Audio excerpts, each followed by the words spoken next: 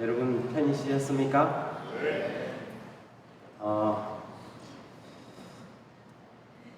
벌써 이제 마지막 시간이 되었습니다. 굉장히 짧은 시간이었지만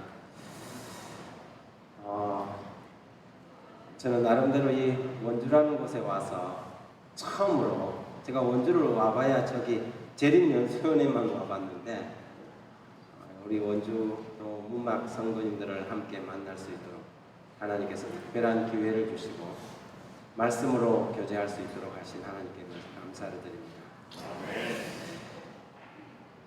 오늘 말씀의 제목은 제목을 좀 바꿨습니다. 기도에 목마른 사람이 되라 라는 제목으로 말씀을 좀 드릴까 합니다.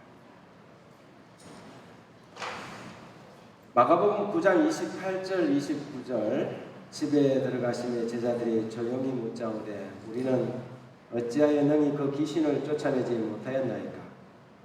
이르시되 기도 외에는 다른 것으로는 이런 종류가 나갈 수 없느니라 하십니다.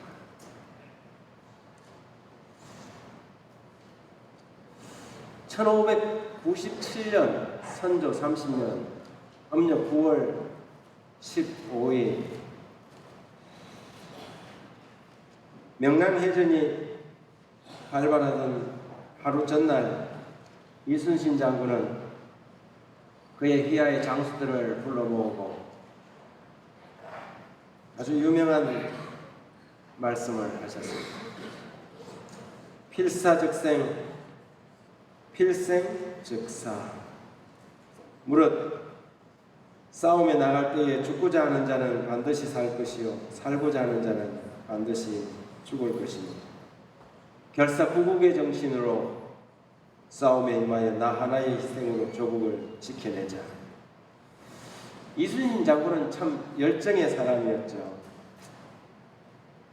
난중일기에 보면 이렇게 적고 있습니다. 그날의 내용을 중과부적 군대로 명랑을 던지고 진을 칠 수 없다. 그래서 진을 우수영 앞바다로 옮겼다. 여러 장수들을 불러 모아 병법에 반드시 죽고자 하면 살고 살려고만 하면 죽는다고 했으며 또 한 사람이 길목을 지키면 1000사람이라도 두렵게 한다. 지금 우리를 두고 한마디라고 다짐했다. 그러면서 너희 여러 장수들이 살려는 생각은 하지 마라. 조금이라도 명령을 어기면 군법으로 다스릴 것이다.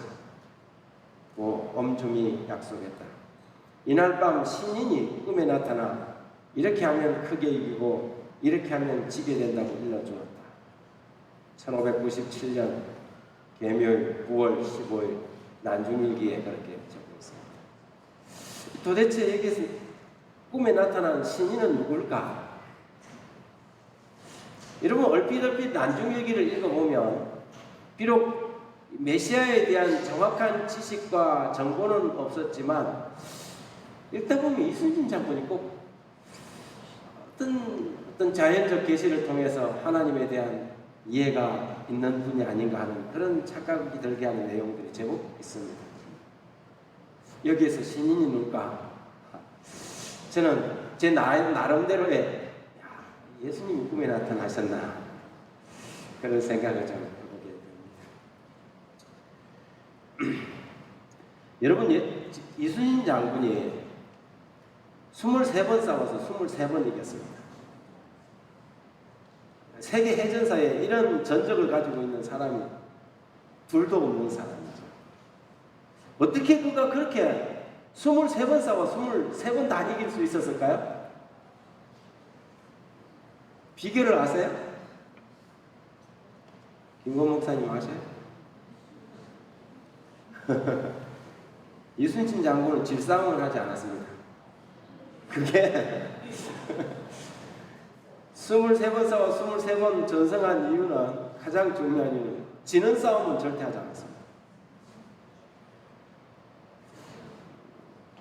예수님의 비유 가운데도 있잖아요. 전쟁하러 나갈 때 상대를 헤아려 보고 아니 내가 안 되겠다 하면 빨리 가서 화친을 하라 그랬잖아요.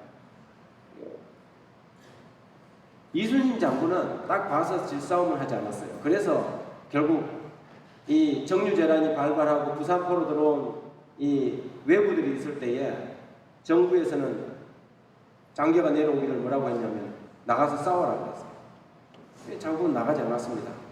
가서 싸우면 분명히 질 것이 너무 뻔했어요. 그래서 이것이 이제 이 외적의 이간질에 말려 들어갔고 서울로 압송된 거 아닙니까? 한양으로 압송돼서 권율 장군의 희하에 백의종군하게 만듭니다. 그리고 그 다음에 이 삼도 수군 통제사로 제수받은 사람이 누구냐면 원균입니다. 원균에게 똑같은 명령을 내렸는데 원균도 보니까 이게 가면 안 될 것 같아요. 말 안 듣는다고 곤장도 맞았어요.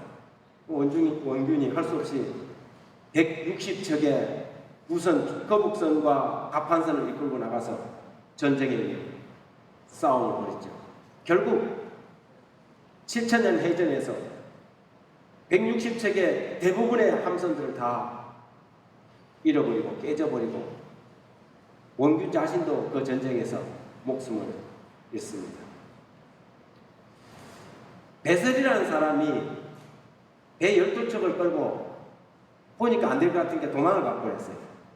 그것이 명랑해전에 유일하게 이순신이 확보할 수 있는 함선이었습니다.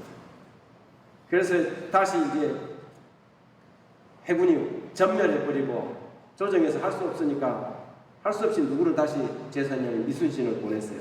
이순신을 보냈지만은 수군을 모아서 정비를 하고 배를 모아보니까 12척 또 어디서 하나가 나와갖고 13척이 됐어요. 이게 안 되겠다 싶으니까 정부에서 또 장계가 내려왔어요. 그 한양에서 수군을 포기하고 권율휘하로 들어가라. 그때 이순신 장군이 한 유명한 말이 있죠. 아직 그 신에게는 12척의 배가 남아 있습니다.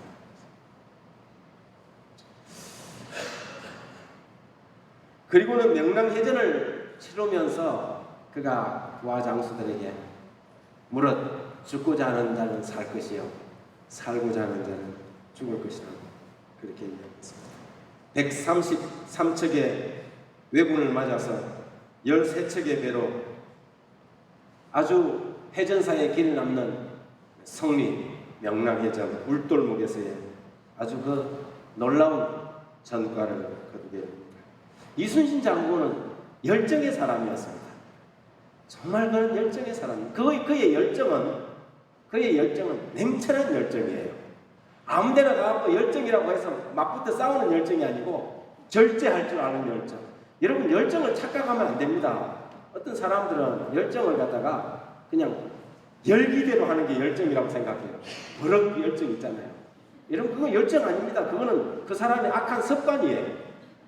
교회 안에서도 어떤 사람들은 막 버럭버럭 하는 사람들이 있어요. 직원이 할 때도 막 싸우고 막 삿대질하고 막 그래갖고 뭐라냐, 나는 열정이 문제라고 그래. 그 열정 아니에요. 그거는 나쁜 버릇이에요. 그거 열정이라고 핑계대면 안 됩니다. 그건 아주 나쁜 버릇이에요. 열정은 뭐냐면 진정한 열정은 자기를 통제할 줄 알고 절제할 수 있는 것이 그것이 진정한 열정이에요. 이순신 장군은 질싸움 같은 거 부하들 장수들의 목숨을 거기다 맡기지 않았어요.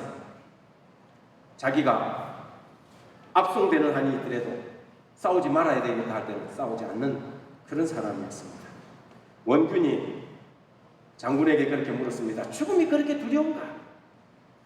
그러자 이순신 장군이 나는 죽음이 두렵다고 하지 않았어. 싸워야 한다면 피하지도 물러서지도 않을 것이야. 하지만 칼을 뽑지 않아도 이길 수 있다면 나는 반드시 그 길을 택할 것이야. 칼을 뽑는 것은 맨 마지막의 일이야. 이게 열정이에요. 저는 우리 그리스도인들에게 필요한 것은 열정이라고 생각합니다. 지금 우리에게 필요한 것은 열정입니다. 그리스도인들의 열정이 필요합니다. 여러분 역사를 살펴보십시오. 이 세상 역사를 하나님의 뜻 가운데서 이끌어갔던 수많은 사람들은 다 하나같이 열정의 사람들이었습니다. 미국 소매상 협회에서 제공한 이 데이터를 통계를 하나 보니까요. 전화를 한 번 하고 끊는 사람은 이제 이 사람들은 이렇게 텔레마케팅 하는 사람들인데요. 판매원들의 48%는 한 번 전화하고 포기한답니다. 상대방이 거절합니다. 25%는 2번 전화하고 포기하고 15%는 3번 전화하고 포기한답니다. 그런데 나머지 12%가 4번 이상 전화를 한다고 해요. 근데 참 재밌는 것은 이 12%가 전체 판매량의 80%를 차지한답니다. 한 번 전화하고 포기한 사람, 2번 전화하고 포기한 사람, 3번 전화하고 포기한 사람들이 있는데 이 12%는 4번 이상 전화한다는 거예요. 그런데 전체 이 텔레마케팅 하는 이 전체 이 판매구의 80%를 마지막 그 12%가 올린다는 거죠. 여러분, 열정이라는 것은, 포기할 줄 모르는 열정이라는 것은 우리의 삶에 있어서 굉장히 중요한 부분입니다.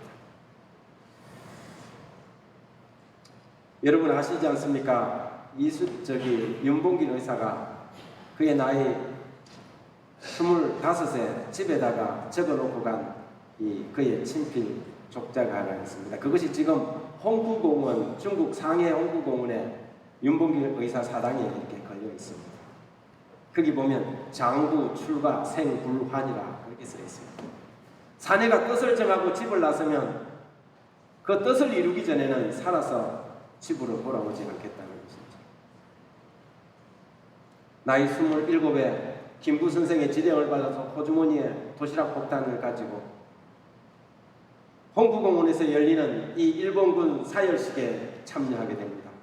동부가 사령관으로부터 일본군 장성들이 거기에 있었는데 거기에다가 도시락 폭탄을 던지고 그가 현장에서 붙잡힙니다. 재판 한번 제대로 받아보지 못하고 총살형을 당하는데 양미간 총알을 맞고 그의 시체가 쓰레기 하천장에 버려졌습니다. 그의 나이 27이었죠.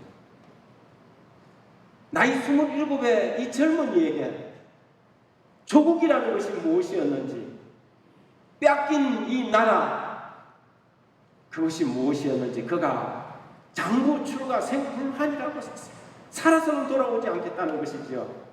여러분, 저는 홍구공원을 방문하고 그 족자 앞에서 한동안 그것을 쳐다보고 있었습니다. 도대체 너는 누구냐?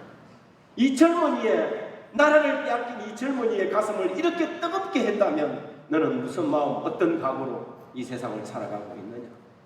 그것이 제 마음에 던져지는 질문이었습니다. 여러분, 우리는 그리스도의 나라, 하나님의 나라를 고대하는 사람들로서 어떤 마음으로 살아가고 계십니까?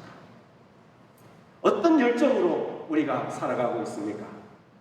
나라를 지키기 위하여 풍전등화의 이 누란의 위기에 이순신 장군은 무릇 죽고자 하는 자는 살 것이요 살고자 하는 자는 죽을 것이라는 각오로 장군들을 희야의 장수들을 격려했다면 오늘 우리는 어떤 마음으로 이 마지막 시대에 하나님의 나라를 위하여 살아가겠느냐? 우리 자신에게 물어봐야 할 것이라고 생각합니다. 열정 없이는 우리는 기대할 것이 아무것도 없습니다. 열정 없이는, 열정을 빼고는 우리가 기대할 수 있는 것이라고는 실패밖에 없습니다. 모세, 다니엘, 다윗, 느헤미야, 바울과 예수님, 그분들은 하나같이 열정의 사람들이었습니다. 오늘 이 시대에 하나님의 교회에 필요한 사람들은 열정이 있는 사람, 절제된 열정, 냉철한 열정을 가진 그러한 인물입니다. 여기에 그런 열정은 어디에서 나올까? 그분들의 열정은 어디에서 만들어지고 생성되는 것일까? 진정한 열정은 기도의 골방에서 나온다 생각합니다. 사무엘, 다니엘, 다윗, 그들은 이렇게 기록합니다. 나는 너희를 위하여 기도하기를 쉬는 죄를 여호와 앞에 결판코 범치 아니하고 선하고 오의로운 도로 너희를 가르칠 것인즉. 사무엘에게 있어서 기도를 쉬는 것은 죄라고 생각되었습니다. 기도를 쉬는 것은 죄다. 다니엘이 조세의 왕의 도장이 찍힌 것을 알고도 자기 집에 돌아가서 윗방에 올라가 예루살렘으로 향하여 창문을 열고 전에 하던 대로 하루 3번씩 무릎을 꿇고 기도합니다. 다니엘에게 있어서 기도는 목숨과도 바꿀 수 있는 것이었습니다. 기도를 포기하느니 차라리 생명을 포기하겠다, 목숨을 포기하겠다. 그것이 다니엘의 생각이었습니다. 다윗은 내가 새벽전에 부르짖으며 주의 말씀을 바랐다. 여러분, 이 사람들은 모두 다 열정의 사람들이었고 기도의 사람들이었습니다. 저는 성경에 나와 있는 지도자 중에 가장 존경할 만하고 모델이 될 만한 사람으로 느헤미야를 좋아합니다. 느헤미야는 당대의 페르시아의 이 수도 수산성에 꽤 높은 직위에 있는 관원이었습니다. 어쩌면 그는 오늘날과 같으면 비서실장이나 경호실장처럼 아주 이 황제의 직원거리에서 그를 보필하고 경호하는 사람이었을 것입니다. 그는 이미 성공한 사람이었고 세상에서 잘 나가는 사람이었습니다. 아쉬울 게 없는 사람이었습니다. 그러나 그의 마음은 오직 하나님의 도성 예루살렘과 그 나라뿐이었습니다.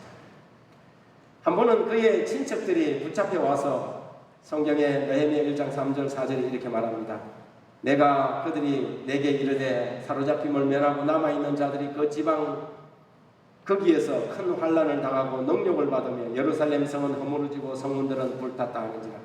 내가 이 말을 듣고 앉아서 울고 수일 동안 슬퍼하며 하늘의 하나님 앞에 금식하며 기도하였다. 여러분, 느헤미야는 하나냐로부터 지금 예루살렘이 어떠냐 그 형편을 물었더니 성은 무너지고 성문은 불타고 남아있는 사람들은 지금 굉장히 어려움을 당하고 있다는 이야기를 들었습니다. 자기는 이미 성공해서 지금 제국의 높은 이 관직에 올라와 있는데 그러나 그 소식을 들었을 때 그는 가슴이 아팠습니다. 답답했습니다. 잠이 안 왔습니다. 그래서 앉아서 울고 수일 동안을 슬퍼했습니다.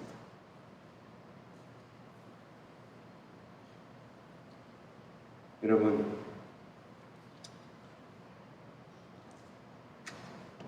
오늘날 어쩌면 이 교회의 모습은 하나님과 느헤미야에게 전해준 그런 모습이 아닙니까?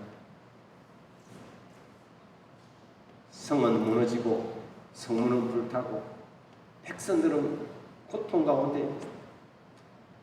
그런데 오늘 우리는 이 교회의 모습을 바라보면서 어떤 마음, 어떤 생각, 어떤 각오로 살아가고 있습니까? 느헤미야는 잠이 안 와서 앉아서 울고 여러 날을 울고 금식하고 기도하였습니다. 여러분, 하나님 마지막 시대에 하나님의 교회에 하나님의 입맞은 백성들의 특징이 뭐냐 하면 울며 애통하는 사람들입니다. 예루살렘에서 일어나고 있는 그런 일들로 인하여서 가슴을 치며 우는 사람들입니다. 그냥 나에게는 아무런 문제가 없으니까 그냥 편안히 앉아서 그렇게 살아가는 사람이 아니라 빼앗긴 조국을 위하여 장구출과 생불안이라는 글을 남겨놓고 그 위기 가운데로 뛰어들었던 윤봉길 의사와 같은 이 교회를 위하여 울 줄 아는 사람, 기도할 줄 아는 사람이라고 생각합니다. 오늘날 교회에는 느헤미야들이 필요하다. 즉 기도하고 설교만 하는 사람들이 아니라 확고하고 열렬한 목적을 가지고 그들의 기도와 설교를 뒷받침하는 사람들이 필요하다. 여러분, 오늘날은 이 교회에 느헤미야들이 필요하다고 그렇게 했습니다. 그가 그의 계획을 이루기 위하여 취한 행동 노선은 오늘날 목사들과 지도자들이 채택해야 할 행동 노선이다. 우리는 하나님 앞에 열심히 기도해야 합니다. 금식하고 기도해야 합니다. 이 교회의 형편과 처지를 보고 가슴을 치며 앉아서 울고 잠을 자지 못하고 울면서 기도해야 합니다. 그러나 기도만 할 것이 아니라 느헤미야는 기도하고 난 다음에 다른 사람을 보내지 않았습니다. 자기가 그 자리에서 내려와서 그 어려움을 스스로 자초하고 그 고난의 현장으로, 그 시련 현장으로 그가 달려간 것입니다. 느헤미야의 노력에 따른 성공은 기도와 믿음 그리고 현명하고 힘찬 행동들이 무엇을 성취하는가를 보여준다. 살아있는 믿음은 원기왕성한 행동을 유발한다. 그러한 지도자가 나타내는 정신은 신자들의 큰 호응을 얻을 것이다. 이 시대의 세상을 시험하는 엄숙하고 중대한 진리를 믿는다고 공언하는 지도자들이 만약 하나님의 날에 서도록 백성을 준비시키는 열정을 나타내지 않는다면 교회는 필연 부주의하고 나태하고 쾌락을 사랑하는 교회가 될 수밖에 없다. 이 글을 읽을 때마다 부족하지만 교회에 이 말치계 지도자의 한 사람으로서 저는 가슴이 답답하고 민망하고 창피하고 죄송합니다. 이 교회가 맥이 없고 이 교회가 사명을 제대로 감당하지 못하는 것이 꼭 저 때문인 것처럼 우리 때문인 것처럼 미안합니다. 느헤미야는 중요한 시기에 일어섰던 위대한 개혁자였다. 그가 여러 가지 반대와 죄악에 부딪혔을 때에 그에게는 신선한 용기와 열심이 생겼다. 그의 힘과 결단력은 예루살렘 사람들에게 영감을 주었고 나약함과 실망 대신에 힘과 용기를 주었다. 그의 거룩한 목적과 높은 희망, 그의 사업에 바친 즐거운 헌신은 백성들을 서서히 움직였다. 백성들은 그들의 지도자의 열심에 걸려서 자기들의 힘이 미치는 범위 내에서 한 사람 한 사람이 다 느헤미야가 되어 그 이웃의 손과 마음을 더욱 강하게 하는 데 도움을 주었다.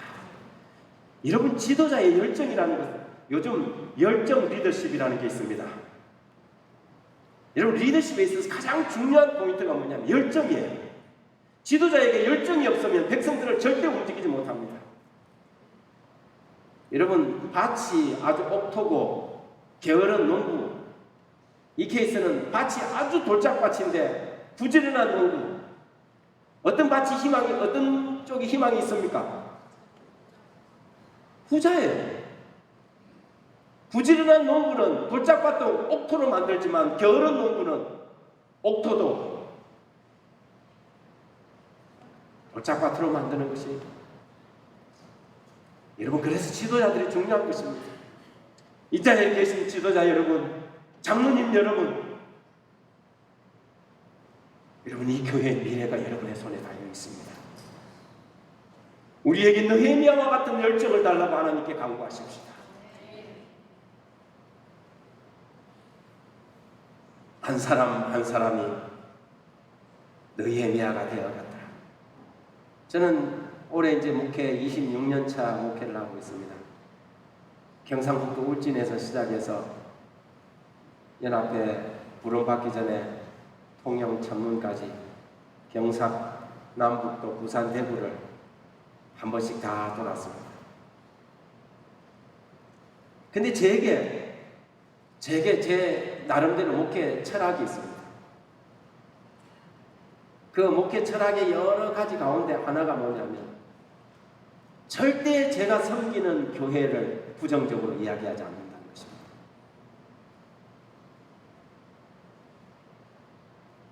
간혹 가다가 보면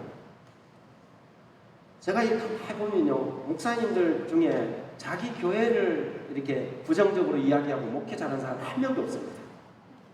우리 교회는 막 진짜 막 일할 만한 사람이 없다.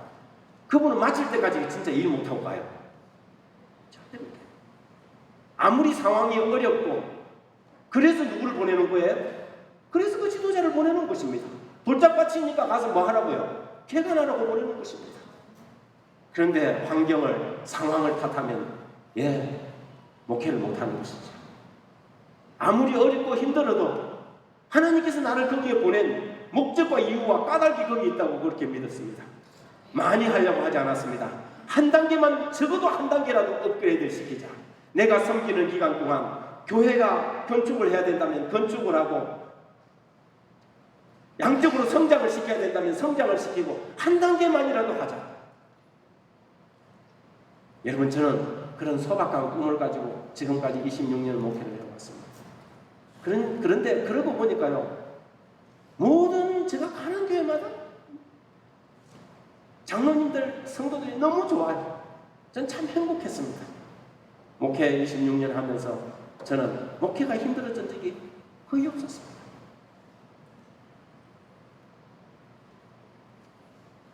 열정입니다. 열정입니다. 우리에게 필요한 것은 느헤미야와 같은 열정입니다.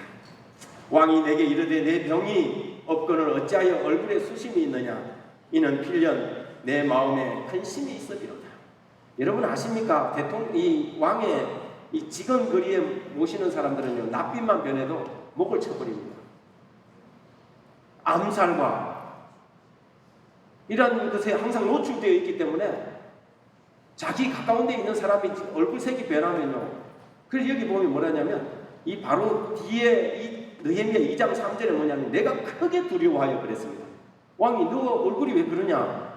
그러니까 느헤미야가 크게 두려워했다고 했어요. 그러면서 느헤미야는 그 순간 아주 짧게 묵도하고 왕에게 자기의 속 사정을 털어놓습니다.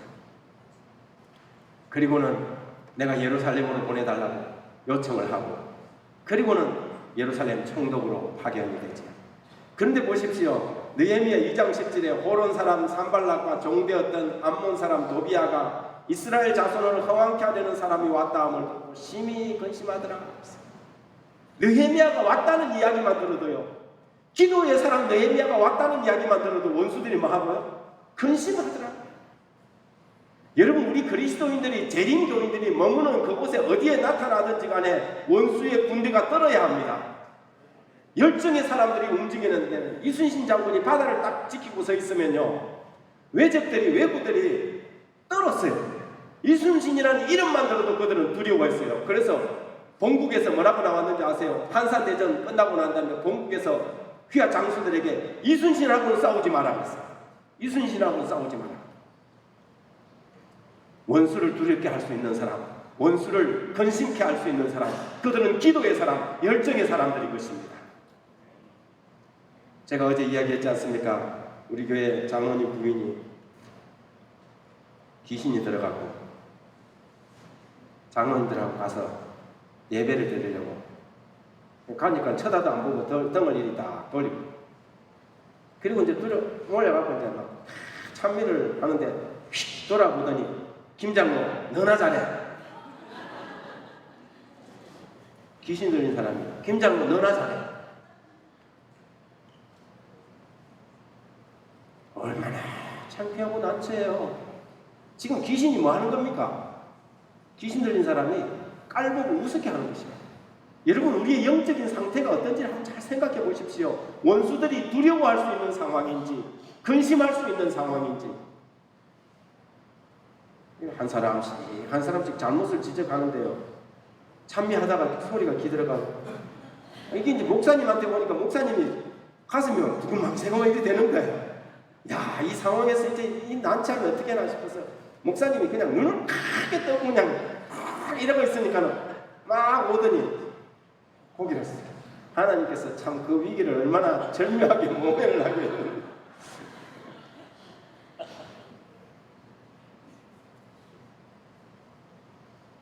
이스라엘 자손을 흥왕하게 하려는 사람이 왔다 함을 듣고 심히 근심하더라. 원주 문막지구 성도들이 가는 곳에 원수들이 심히 근심하더라. 그렇게 되어지기를 간구합니다.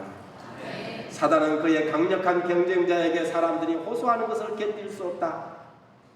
왜냐하면 그는 그분의 능력과 위험 앞에 두려워 떨기 때문이다. 열렬한 기도의 음성에 사단의 온 군대는 떤다 그랬습니다.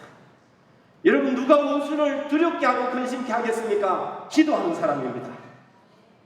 밥 먹을 때 기도하는 것, 공중 기도 외에 기도하지 않는 사람, 그런 사람 말고요, 그런 기도 말고요, 여러분, 홀로 개인적으로 골방에서 숲속에서 하나님을 개인적으로 만나는 그런 기도의 사람들을 두려워합니다. 저는 식사 기도와 공중 기도 외에는 개인 기도 생활을 하지 않는 분들을 그리스도인이라고 생각하지 않습니다. 그 사람들은 교인들입니다. 교인들 굉장히 많습니다. 오늘날 왜 사람들이 기도하지 않을까? 하나님을 믿지 않기 때문에 그렇습니다. 하나님을 진정으로 신뢰하는 사람은 하나님과 기도할 수밖에 없습니다. 여러분, 기도 없이 일주일을 살아가고 있지는 않습니까?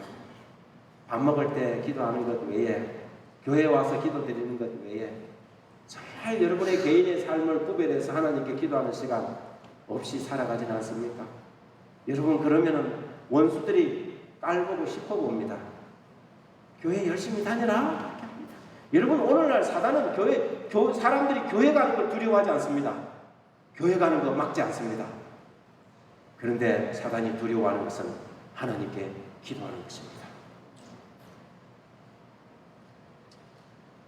집에 들어가시며 제자들이 조용히 묻자오되 우리는 어찌하여 능히 그 귀신을 쫓아내지 못하였나이까.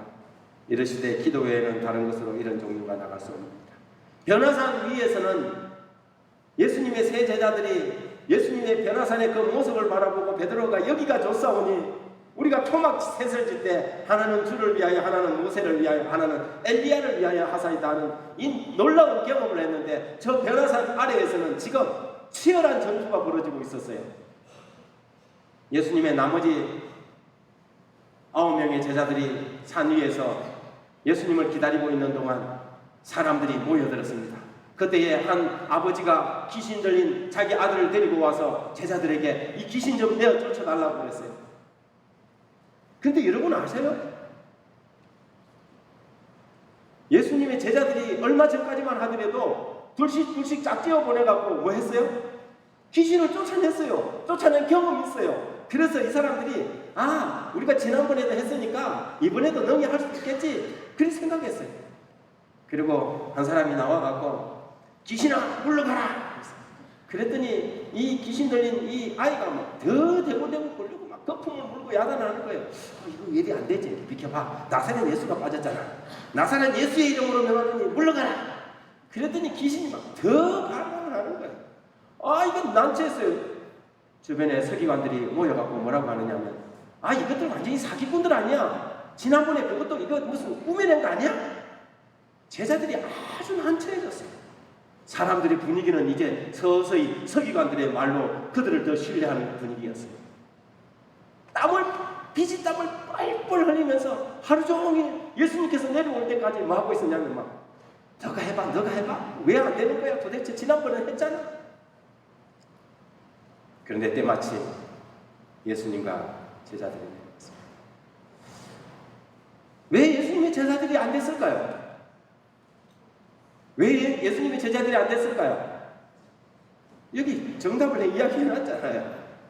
기도 외에는 예수님과 세 제자가 변화산에 올라갔을 때 제자들은 뭐 해야 됩니까? 그때? 여러분 그들은 기도해야 돼요. 그들이 손을 잡고 하나님께 기도했어요. 그런데 그들은 그때 뭐 했냐면 시기하고 질투했어요. 어쩌면 유다가 부추겼는지도 몰라요. 뭐야? 예수님은 왜 쟤들만 기고더라? 내가 베드로보다 못한 게 뭐가 있는데? 기분 나쁘네. 여러분 오늘날 교회 안에서도 이런 비일비재하게 일어나요. 매년 선거위원회만 하고 나면 교회가 몸살 나요. 제 친구 중에 하나가 그때 당시 목회를 16년이나 했던 친구인데 하루는 저한테 찾아와 병주야 그럼 직원회를 어떻게 하노? 그래요. 그래서 왜 그러냐? 자기는 직원회 때문에 직원회 하기 싫어서 목회를 나가고 싶지 않다는 거예요.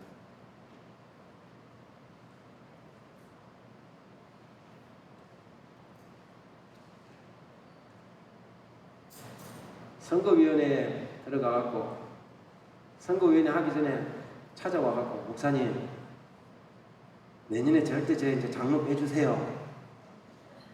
장로 안 합니다.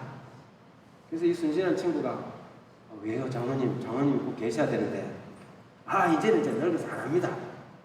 젊은 사람 시키세요.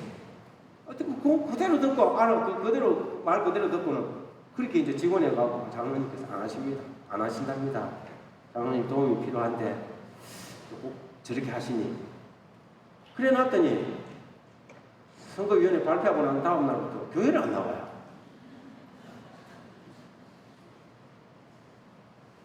어디다 장난을 맞춰야 될지 모르겠어요.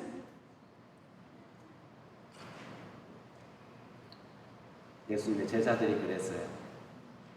예수님의 제자들이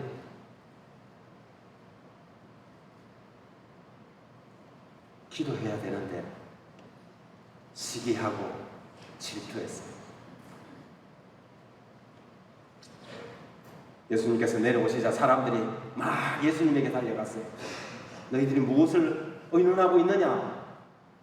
그래서 여차저차 이야기를 했어요. 그러더니 악하고 이 게으른 세대, 내가 언제까지 너희들과 함께 있을 것인가? 그 아이를 데려오라. 아버지가 나와서 할 수만 있거든 내 아들을 좀 고쳐주십시오. 할 수 있거든이 무슨 말이냐? 믿는 자에게는 능치 못할 일이 없느니라 하고 즉시 그 아이에게서 귀신을 내어쫓았어. 상황이 정리되었어요. 그리고는 집에 들어가고 제자들이 머리를 걱적걱적하면서 우리는 어찌하여 귀신을 내쫓지 못했습니까? 그런데 그때 예수님께서 기도 외에 다른 것으로 이런 이유가 나갈 수 없는, 여러분 우리가 좀 더 기도에 목마른 사람이 되어야 합니다. 기도하지 않고는 견딜 수 없는 사람이 되어야 합니다.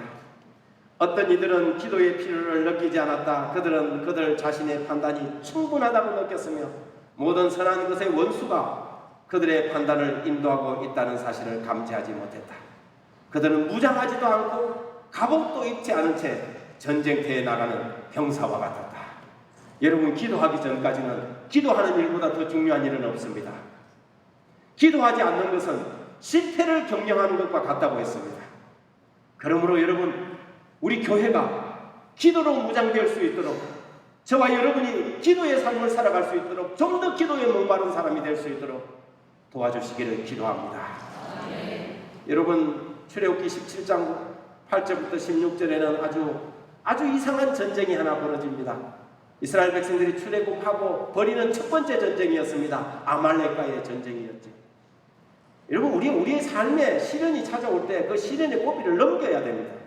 믿음으로 그 파도를 넘고 나면 그 다음부터는 파도를 잘 넘을 수 있어요. 그런데 파도를 잘 못 넘으면 그 뒤에 오는 파도는 더 큰 파도가 옵니다. 이스라엘 백성들이 르비딤에서 물이 없어갖고 짜증내고 질투하고 불평했습니다. 왜 우리를 광야로 이끌어내어서 여기서 목말라 죽게 하느냐 그랬습니다. 그때 하나님께서 모세를 통하여 바위에서 물이 나오게 했죠. 그런데 목마름을 해가라고 하니까 곧바로 아말렉이 그들의 진 뒤를 쳤습니다. 목이 마르는 것은 좀 힘들어도 참으면 되지만 목마른 수준이 아니라 아말렉은 목을 딸라고 하는 것입니다. 하나님께 기도했더니 하나님께서 병법을 가르쳐 줍니다. 그리고 군대를 2계조로 편성하는데 여호수아 편대와 모세 편대로 나눕니다. 모세 편대는 아론과 훌이 모세와 함께 산 위로 올라가고 여호수아는 군대를 이끌고 아말렉과 전쟁을 하는 것입니다. 그런데 이 전쟁의 양상이 참 재밌습니다. 모세가 지팡이를 들고 손을 들면 누가 이기고 이스라엘이 이기고, 손을 내리면 아말렉이 이기는 것입니다. 그래서 아론과 훌이 돌을 가져다가 모세를 앉혀놓고 양쪽에서 손을 붙잡고 해가 질 때까지 이것을 붙들고 있었던 것입니다. 여러분 전쟁은 항상 두 곳에서 벌어집니다. 산 위에서 벌어지고 산 아래에서 벌어집니다. 그런데 산 아래 전투는 항상 산 위의 전투가 결정하는 것입니다. 현실의 싸움은, 우리의 삶의 현실의 싸움은 우리의 기도의 싸움, 영적인 싸움이 그것을 결정하는 것입니다. 아무리 좋은 계획, 아무리 좋은 전략, 아무리 좋은 실행 계획을 세워놨다 할지라도 우리가 기도하는 일에 실패하면 산 아래 전쟁은 항상 패배하게 되어 있습니다. 여러분은 산꼭대기 전쟁에서 승리하는 삶을 살고 계십니까? 오늘 우리에게 맡겨진 이 사명을 감당하기 위해서 산이 전투에서 먼저 승리하는 주의 백성들이 되길 바랍니다. 항상 그리스도인의 전쟁은 산 아래 전쟁이 있고 산꼭대기 전쟁이 있다. 그런데 그 전쟁의 실패는 항상 산 위에 있다. 현실의 세계의 싸움에서 승리하는 비결은 기도의 싸움에서 먼저 승리해야 한다. 영적 싸움에서 밀리면 현실 싸움에서도 밀릴 수밖에 없다. 여러분 그런데 우리가 기도 생활을 하는데도 이게 우리의 기도를 방해하는 요소들이 있습니다. 그 몇 가지를 좀 간단하게 좀 살펴봅니다. 첫 번째는 뭐냐면 마음속에 남겨둔 한 가지 죄입니다. 마음속에 한 가지 죄라도 남겨두면 그것이 기도를 방해합니다. 우리 마음속에 죄를 품고 있으면 우리가 기도를 계속할 수가 없고 기도가 힘이 없어요. 형식적인 기도밖에 안 됩니다. 개인 기도를 하고 골반 기도를 하는 사람도요, 이 마음속에 죄를 품고 있으면 여러분 기도가 힘이 없어요. 자기가 알거든요. 한 가지 죄라도 그것을 허용하지 마십시오. 여기에 부조와 선지자에 보면 발람과 유다 두 사람 다 큰 빛을 받았고 특별한 특권을 누렸다. 그러나 마음속에 품은 한 가지 죄악이 온 성품을 중독시켜 그들을 멸망에 빠뜨렸다. 마음속에 품은 한 가지 죄악이. 두 번째는 용서하지 않는 마음입니다. 누군가를 미워하는 마음. 여러분의 마음속에 그 용서의 문제를 해결하지 않으면요, 기도를 형식적으로 하게 되어 있습니다. 기도가 깊이 내려가지 않습니다. 그냥 대충 기도를 합니다. 마음의 부담감이 있어서 의무감으로 기도는 하지만 기도가 기도되지 못하게 하는 것이 뭐냐면 다른 사람에 대한 용서를 하지 못하는 것입니다. 배우자의 원망과 미움, 기도를 방해합니다. 최근에 또 우리 김종숙 집사님, 새로남 교회 그 김영문 장로님의 집사님이 쓴 책이 두 번째 게 나왔어요. 제가 지난주에 그 충청 앞에 가고 책이 나왔길래 책을 사서 읽었습니다. 그분 참 경험적으로 글을 쓰면서도 굉장히 성경적으로 썼습니다. 아주 좋은 책이에요. 제가 일본에서 읽은 책 내용 중에 참 감동적인 내용이 있어요. 이분이 이걸 좀 잘 터시나 봐요. 그 자기 간정에 하루는 자기 남편 보고, 여보 당신 다시 태어나도 나하고 결혼할 거지? 말을 안 하고 먼 산만 이렇게 쳐다보고 그래요. 그래서 아니 나 같으면 이 정도면 괜찮은 부인이 배우자인데 저 양반이 왜 저래? 근데 이분이 장로님 설교하고 집에 갈 때 되면 그 차 옆에 앉아가지고 이렇게 하나 봐요. 당신은 설교가 어떠고 왜 그 말을 해고 이러나 봐요. 그런데 하루는 자기 교회에 어떤 분이 이사를 왔는데 이걸 이렇게 하는지 딱 밥맛이더래요.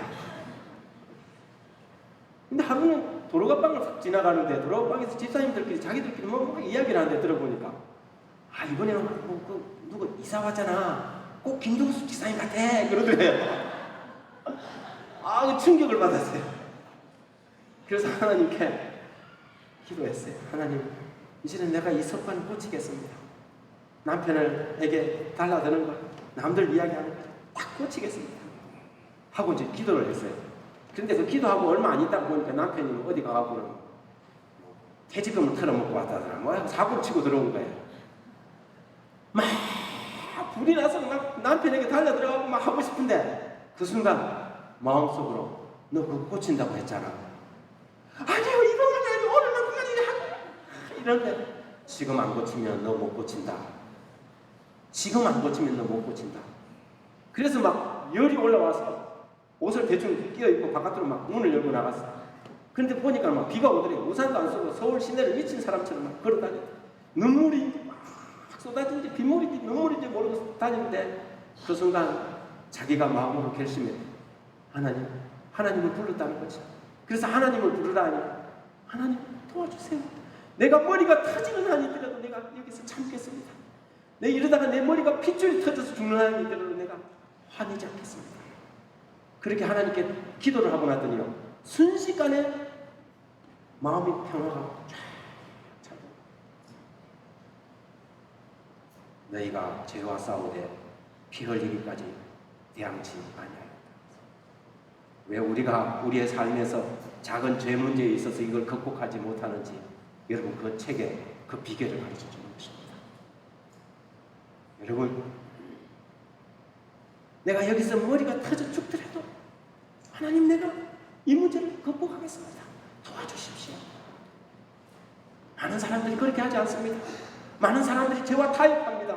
적당하게 타협하고 그렇게 적당한 그리스도인으로 살아갑니다. 그러니까 기도도 항상 얇고 형식적이고 그렇게 살아가는 것입니다. 왜 우리가 영적으로 우리의 삶에 깊은 하나님과의 깊은 관계에 내려가지 못하는가? 문제가 거기에 있는 것입니다. 여러분, 배우자의 원망과 미움은 우리의 기도를 방해합니다. 우리를 가장 잘 아는 사람,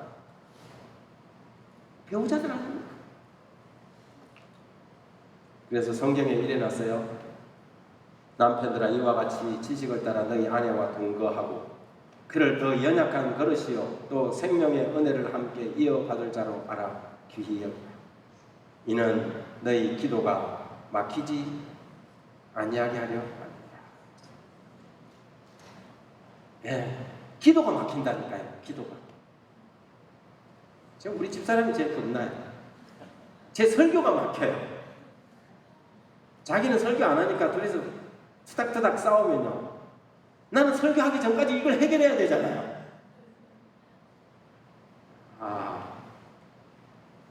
그런데요, 기도가 막히면 기도도 막혀요. 죽는다니까요. 그래서 기도는 영혼의 호흡이다. 기도가 막힌다는 게 말이에요. 한국말이 참 재밌어요.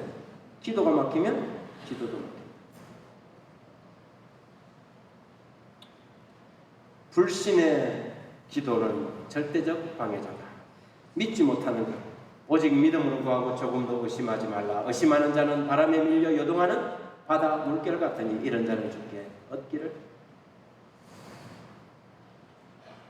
불신, 그리고 너무 분주하고 복잡한 마음,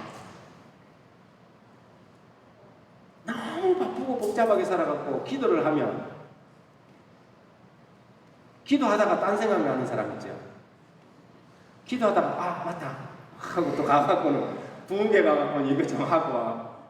웃는 사람들 지금 다 경험 있는 사람. 너무 분주해갖고. 여러분, 이런 책 제목이 있어요. 너무 바빠서 기도합니다. 읽어보셨어요?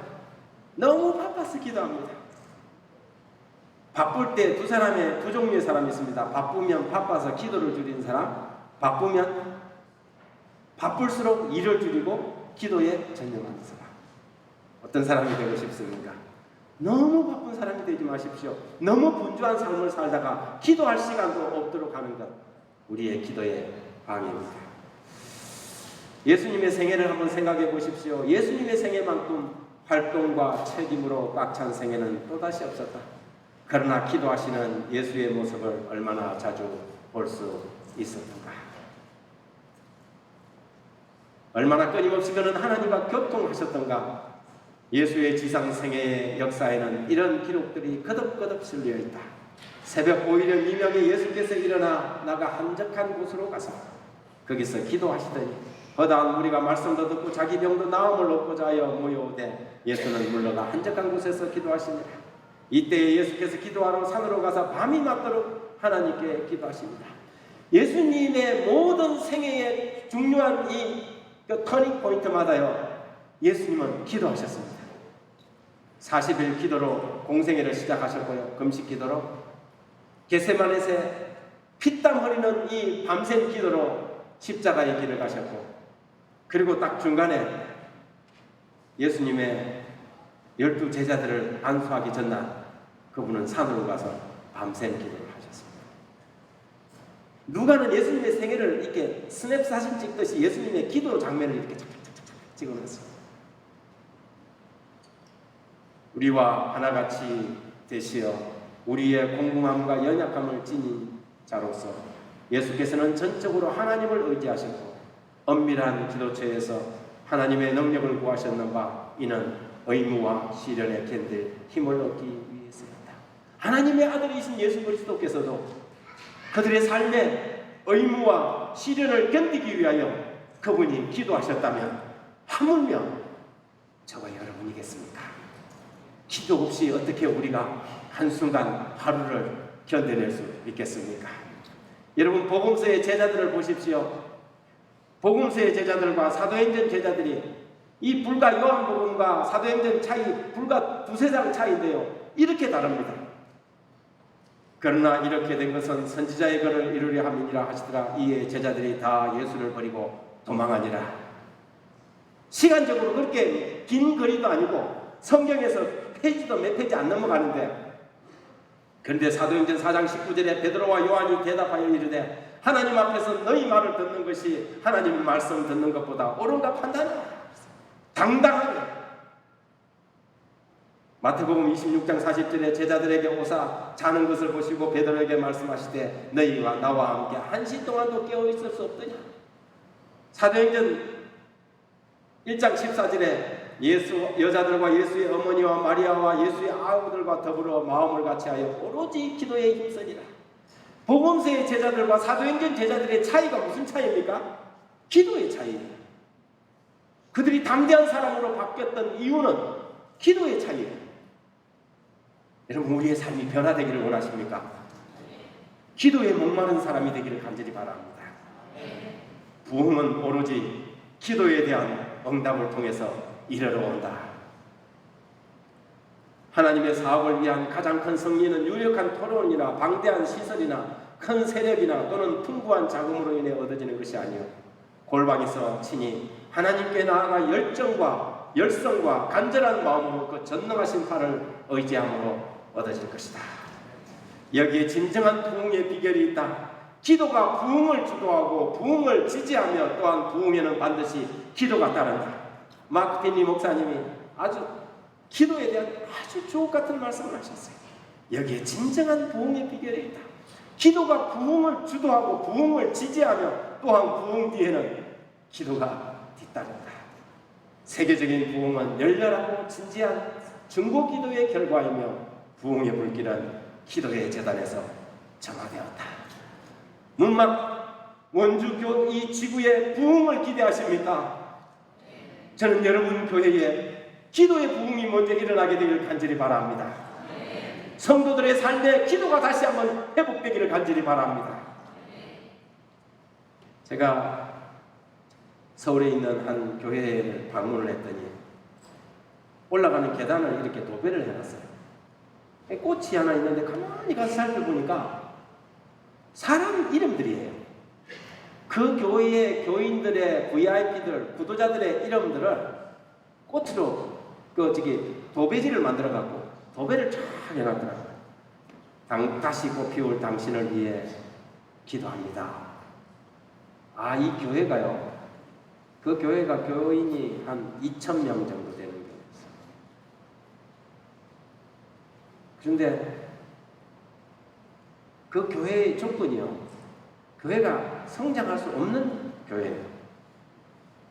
교회가 제7일 안식일 예수 재림교회 찾아가는 것보다 더 힘들어. 꼬불꼬불 해갖고 막 차 2대 비켜가지 못할 언덕 위로 올라가는데요. 그 언덕 위에 올라가니까 교회가 큰 교회가 있더라고요. 그런데 그 교회가요. 최근 몇 년간 계속해서 성장하고 있어요. 아, 이 교회의 힘이 어디에서 나올까? 기도에서 나오는구나. 그리고 또 하나 놀란 게 있는데요. 교회 갔더니 교회 장의자 앞에 이상한 게 파란 딱지들이 하나씩 다 붙어 있어요. 이게 뭘까 하고 또 가서 쳐다봤어요. 봤더니 이게 붙어 있었어요. 모든 사람들 앉는 자리 앞에다가 여러분 그 앞에 장의자 앞에 이렇게 붙어 있는 거예요. 예수 그리스도를 통해 우리를 생명의 시냇가에 심으셨듯이 형부 강신민에게 하나님 안에서 풍성한 생명을 누리시기를 예수님의 이름으로 기도합니다. 모든 교인은 교회에 앉자마자 그 앞에 있는 자기 오면 다 기도하잖아요. 기도할 때 반드시 그가 누구든지 내 구도자인지 남의 구도자이든지 반드시 그 앞에 있는 그것을 보고 이 교회를 기도하는 것입니다. 야, 이런 교회가 건강하게 성장하고 부흥하지 않으면 어떤 교회가 부흥하겠어요? 그렇지 않습니까? 이 교회는 모든 교인들이 교회 들어오면 영혼을 위해서 먼저 기도하고 시작하는 것입니다. 내가 이 앞에 앉았더니 홍길동이라는 사람 이름이 있어요. 하나님, 우리 강순덕 집사님의 동생 홍길동을 위하여 기도합니다. 우리 집사님이 이 사람을 위해서 얼마나 애타게 기도하고 있겠습니까? 주님, 기도를 들어주십시오. 이 영혼을 구원해 주십시오. 이 영혼이 이 성전에 나와서 함께 우리와 주님께 예배할 수 있도록 도와주십시오. 온 교인들이 교회 들어와서 앉을 때마다 그 기도를 드리는 거예요. 아, 여러분, 감동이었습니다.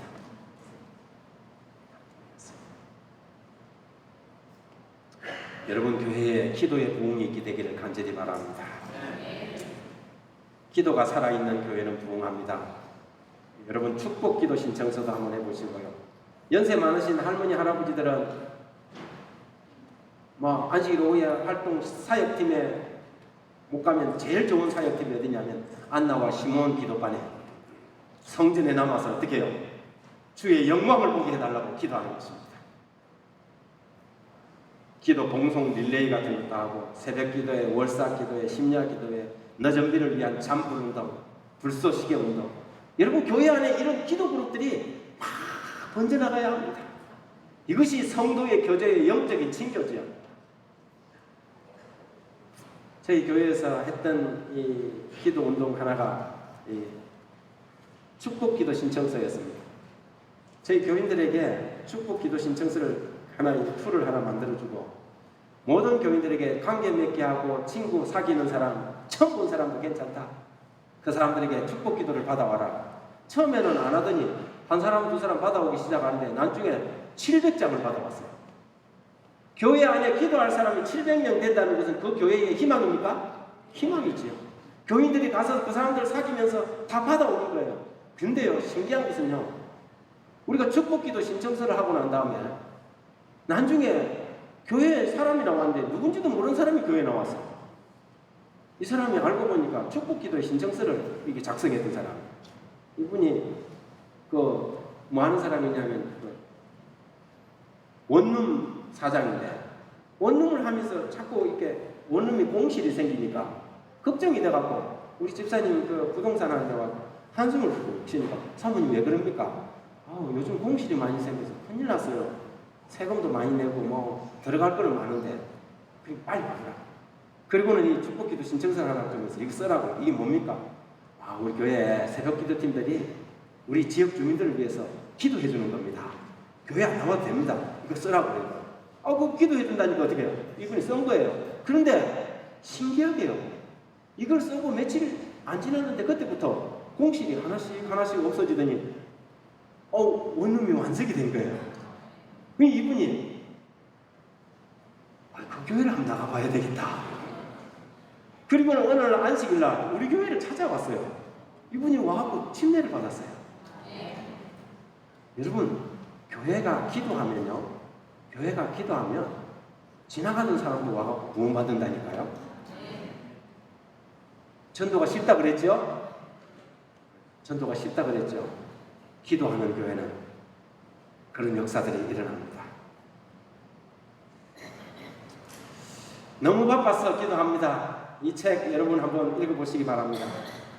말씀을 좀 정리하겠습니다. 1904년 영국을 뜨겁게 불태웠던 이 부흥의 진원지인 웨일즈 모리아 교회입니다. 세속주의로 온 나라가 기울어가고 있을 때에 그 나라에 대한 하나님의 사역에 대한 가슴 저림이 아파하는 한 젊은이가 있었습니다. 그의 이름은 이반 로버처 27살이었습니다. 그는 젊은이들을 모았습니다. 그리고 함께 기도하자고 요청했습니다. 교회를 위해서, 영국을 위해서 기도하기 시작했습니다. 그런데요, 그때의 하나님의 이 역사가 이 젊은이들의 기도의 재단에서부터 시작되기 시작한 것입니다. 아주 짧은 시간에 6개월 만에 10만 명의 사람들이 하나님께로 돌아왔습니다. 얼마나 영국이 이 부흥의 이 강력한 그 지진이 셌느냐 하면 축구 경기장에 영국 사람들 좋아하는 축구 경기가 중단이 되면 축구장에 아무도 안 가니까 사람들이 다 어디로 몰려갔냐면 교회로 몰려갔어요. 술집으로 사용되는 이 술집을 폐쇄하고 집회 장소가 되었습니다. 그때 그 사건, 웨일즈 부흥의 그 사건들을 읽어보면 재밌는 일들이 얼마나 많은지 몰라요. 광부들이 쉬는 시간 되면 항상 앉아갖고 담배 피웠는데 그 10분 동안 그 쉬는 시간도 이 광부들이 뭐 했냐면 모여갖고 기도회를 합니다. 온 나라가 부흥이 나라를 휩쓸고 지나가는데 수백 사람들이 하나님께 나와서 자기 죄를 회개하고 고백한 것입니다. 이 젊은이들의 기도의 재단에서 온 나라가 부흥의 불길로 휩싸인 것이죠. 광부들이 얼마나 이게 그냥 예배만 드린 것이 아니라 어떻게 그들의 삶이 변화됐냐면 말소리가 바뀌었어요. 그래서 그 당시에 그 에피소드를 읽어보면요, 광부들이 그 당시 때는 이 석탄을 켜갖고 노새들이 끌고 다녔는데요, 노새에게 말하는 말투가 달라졌고 노새들이 말을 못 알아들었다 그랬어요. 옛날에는 이놈 이랴 왜 이놈 노새가 말을 안 듣냐고 때리고 이랬는데, 노새 보고 이리로 가시죠 저리로 가시죠 이러니까 노새들이 그 말을 못 알아들었다. 여러분, 이 부흥이 그냥 교회 안에서만 일어난 것이 아니라 그들의 삶에 직접적인 영향을 끼친 것이죠. 저는 오늘 이 부흥이 여기 원주 문막에서 다시 한번 시작되기를 소원합니다. 우리의 기도의 재단에 부흥의 불길이 점화되기를 원합니다. 하나님께서 이 한국교회를 사랑하셔서 오늘 이 원주 문막에서 다시 한번 부흥의 불길이, 기도의 불길이 솟아올라 한반도를 태우고 이 한반도 전역을 불사르고 북아시아 태평양 지혜와 전 세계로 부흥의 불길이 번져나갔으면 좋겠습니다. 여러분의 삶에 기도의 목마름이, 기도의 갈급함이 지금부터 기도하지 않고는 견딜 수 없고, 기도하지 않고는 목말라서 살 수가 없고, 기도하지 않고는 숨을 쉴 수가 없는 그런 절박한 목마름이 여러분에게 있게 되길 바라며 말씀을 마치겠습니다. 기도하겠습니다. 하나님, 우리 아버지, 우리를 더 목마르게 해주십시오. 우리에게 예수 그리스도를 더 사모하게 해주십시오. 순간순간 기도하셨던 주님은 닮아가게, 주님, 우리에게 새로운 결심을 허락하여 주십시오. 이제 우리가 우리 각자의 처소로, 우리의 가정으로, 우리의 교회로 돌아갈 때에 하나님, 거기에 기도의 골방들이 마련될 수 있도록 도와주셔서 하나님, 그 기도처에서 우리의 열정이 회복되고 주를 향한 열심이 다시 한번 살아날 수 있도록 주여 도와주십시오. 예수 그리스도의 이름으로 기도드립니다.